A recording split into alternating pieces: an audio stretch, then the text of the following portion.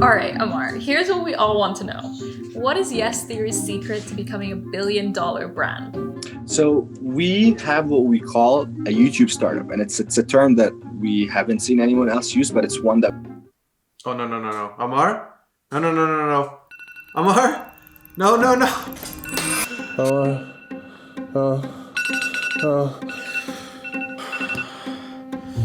What is a YouTube startup? What is Yes Theory's secret? What are we doing wrong? How do we get seen? Too late to make it on YouTube. Can we even turn this into a career? How did Yes Theory do it? What makes them different? How did they get such a loyal community? What can we learn from them? Are we even good? What are we missing? This has to be it. This has to be the key to the answer. But what the heck is a YouTube startup? I guess there's only one way to find out. We're on our way to the London premiere of Yes Theory's documentary to figure out what it takes to become a billion-dollar YouTube brand. We know the man with all our answers will be here. We just need to find a moment alone with him before all the crowds arrive. Have we come too early? But we were early for a reason. Our friend Staffan, who is emceeing the event, told us to arrive earlier so he could try to get us in with him backstage. I have a selfie with you. Yeah, we're just gonna go in. You can join us. Okay. If you want to. Okay. This was it, our moment to catch Amar before the crowds arrived. Everyone's What? Oh shit. Staffan, Yeah? I don't want to bring like the... Yeah. you tell me. Let's sink in a bit. Yeah, That's better, yeah. Alright. Okay, see you. See you, man. I think Alright, that was a bust. You see, the reason why we're trying to figure all of this out is because we've been on YouTube for 2 years now, and honestly, we've been struggling and just feeling kind of confused. You know, one thing I feel like we've struggled so much with is being so inspired by Yes Theory that we make videos that are way too similar to them. So I think what we want to try to understand is what is their framework and how do we apply it to our case, to be original, to be stay enraged. We've got a plan. We do. Okay, we've got a plan. So we're gonna make the most out of the 2 hours we have until the doors open. We're gonna go into detective mode. Let's do it. Okay, first question is, what do you guys feel like makes Yes Theory different compared to other YouTube channels? The community. Oh, yes, fam. They were able to create such a community, like so strong. Like a variety of different people. I feel like connected with other people from all over the world. Their community, from a holiday in a foreign country and message someone in the Yes Fam. There's always someone up for an adventure. The creator is actually treated as a family. It's not just called the Yes Fam for the sake of it. It's generally changed my life. It seems that Yes Theory's success is down to having the one thing that every creator wants: a community. But there's a step missing. How do you build such a loyal community? Suddenly, there was an opening to get to Amar. Just gonna get a sneaky shot. Another attempt, another failure. But luckily we bought VIP tickets, so hopefully we'd get another chance to speak to Amar in the VIP area.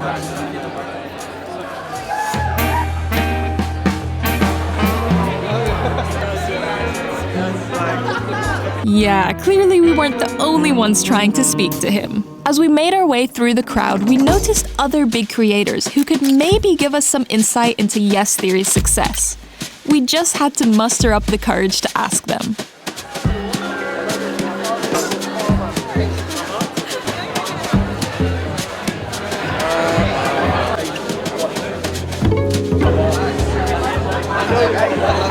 Thank you very much, I appreciate it. What do you feel like makes Yes Theory different compared to other channels? It's a good question. I met the boys when they were at like 200k subscribers. Their mission was the same and has been since. They're doing this for lifelong memories, not just to make viral videos on YouTube. And that's really felt by the viewers and the community.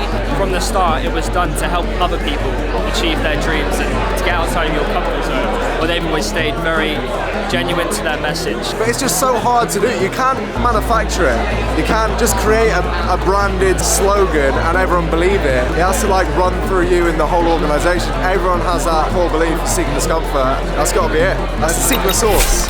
But it's so hard to replicate. It seems like structuring their channel around a central ideology is what has allowed Yes Theory to become A channel that has, I would argue, the best community on the platform. Apparently, all you need to be a YouTube startup is to build a community around a powerful ideology, right? Oh no, there has got to be more to it, and it was finally our moment to find out.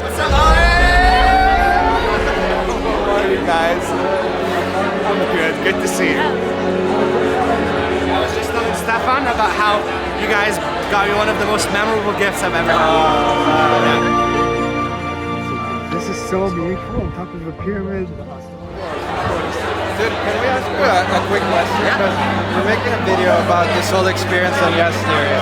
And I feel like you guys have revolutionized what it means to be a content creator. And I know you coined the word YouTube startup. So I wanted to ask you, how would you define a YouTube startup? What's your definition of that?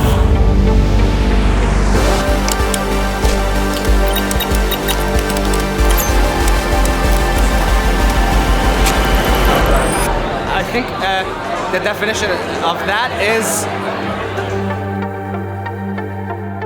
Woo! You got me!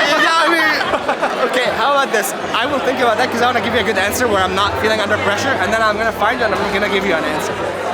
All right, man. It's a deal. It's a deal. It's a deal. All right. Can't believe we didn't get the answer yet. We were this close. This close. But I feel like we're getting an idea of, what the answer could be, just being here and understanding the vibe and the situation. And it only got more real as we entered the theater.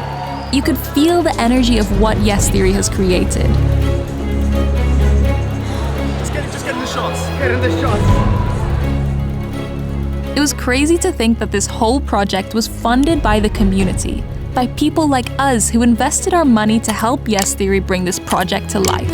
But why did the community feel so connected? It couldn't possibly just be about having a shared passion for seeking discomfort.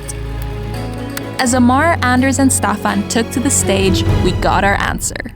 That's a lot of people. Okay, so I'll give you the crash course on Staffan Taylor. I met Yes Theory on the street. Can I ask you a question? Yeah, absolutely. I'm Thomas.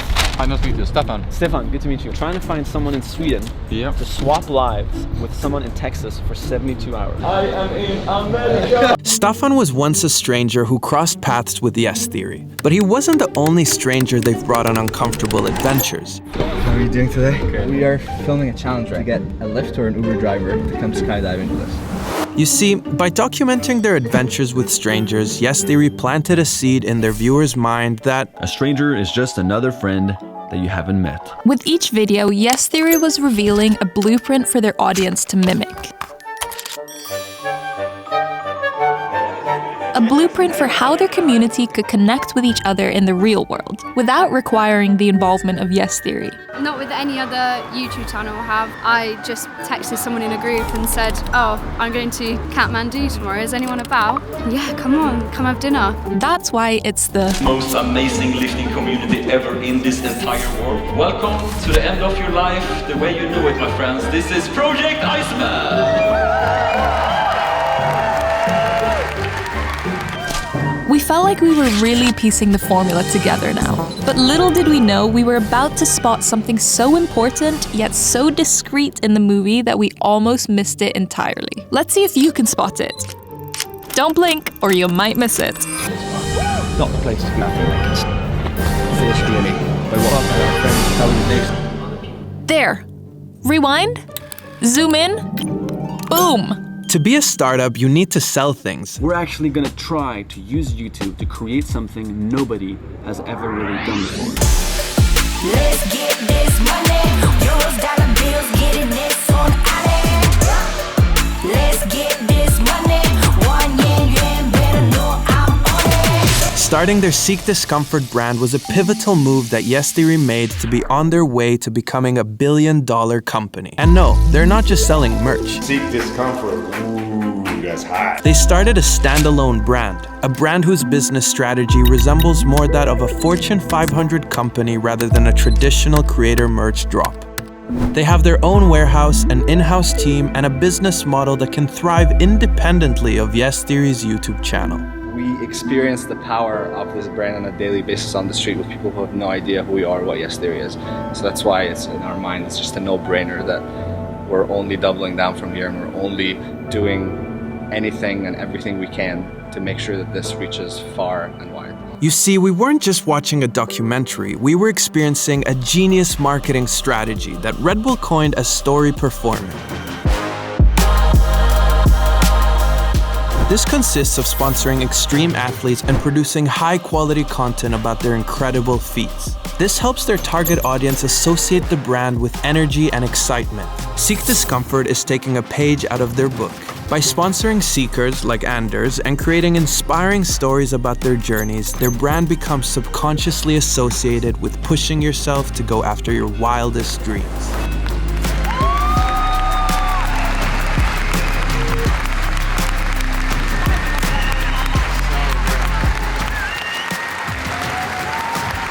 Clap it up, clap it up.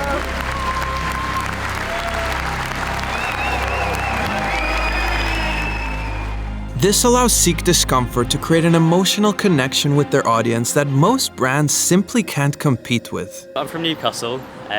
Took an 8-hour coach down this morning. I get a coach back at 9 AM tomorrow. So let's see what I do with my night. That's crazy. That's dedication. Yeah. And the crazy thing is that if Seek Discomfort capture only 0.2% of the lifestyle and sportswear market, they would already be generating $1 billion in yearly revenue. It's getting out of control. Too much. Too much. Soft. I love it.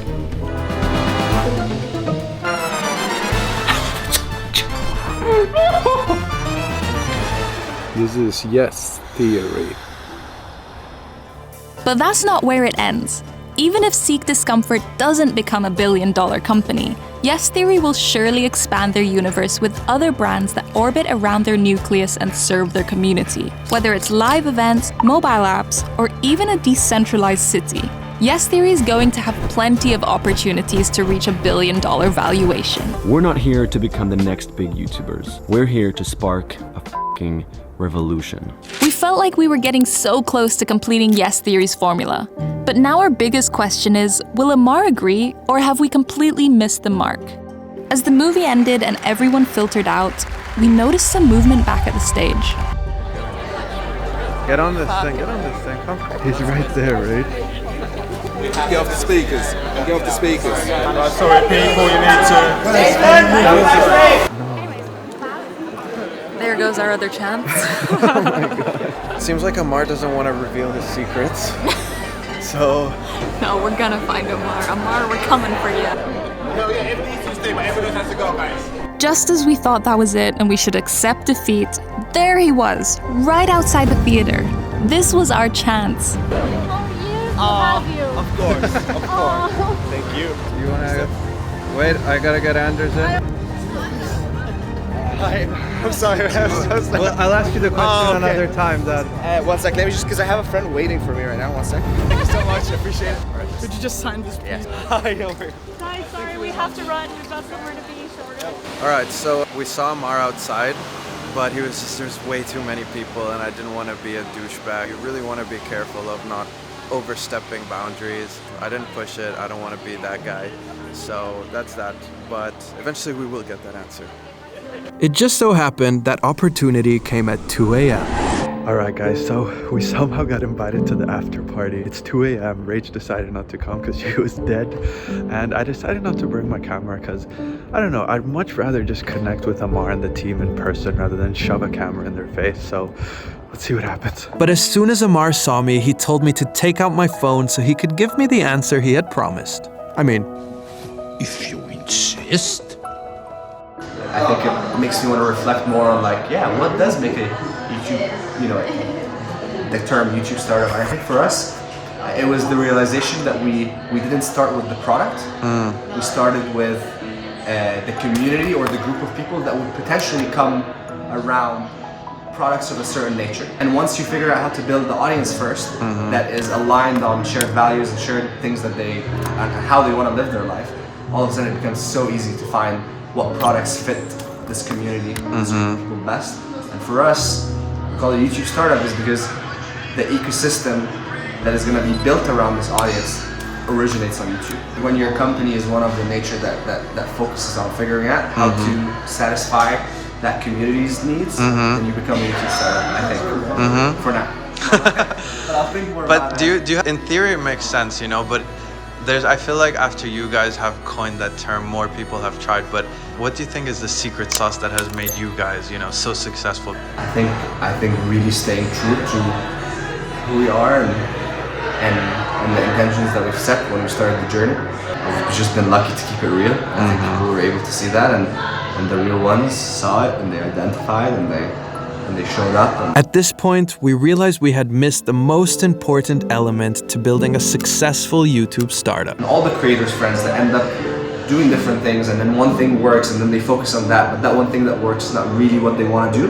They just end up with the wrong crowd, and then they get really depressed, and then their whole thing just disappears because they didn't build the audience that actually represents who they are. And that's when it sunk in. Raw authenticity. Down to earth. They're more relatable. Because of their values. There's a message, you know, it's not just content for the sake of content.